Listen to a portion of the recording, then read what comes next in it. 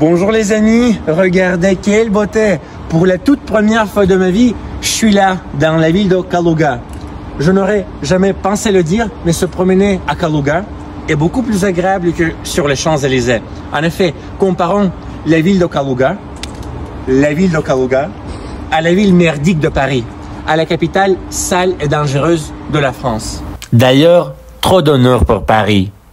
Le fait que Moscou et Saint-Pétersbourg soient les meilleures villes de notre époque est compréhensible sans moi.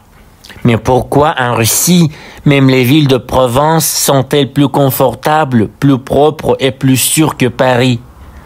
Quand la Russie, que la propagande occidentale montre comme un empire du mal, est-elle devenue si bonne? La Russie a toujours été si belle, ou est-ce le mérite de Poutine? Je demande sans ironie. Je suis intéressé de connaître votre opinion.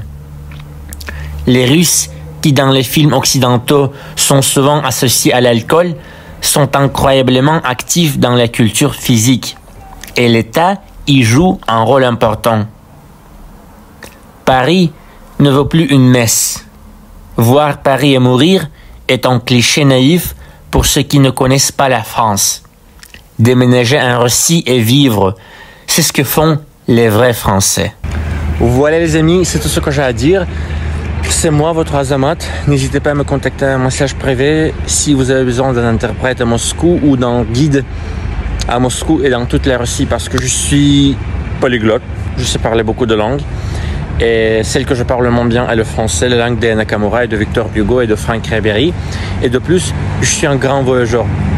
Je connais la totalité des 11 fuseaux horaires de ma patrie. J'ai visité l'ensemble des 11 fuseaux horaires de ma patrie. Donc, je le répète, si vous avez besoin d'un interprète ou d'un guide, je suis toujours à votre disposition. N'hésitez pas à me contacter en message privé. Salut, à bientôt.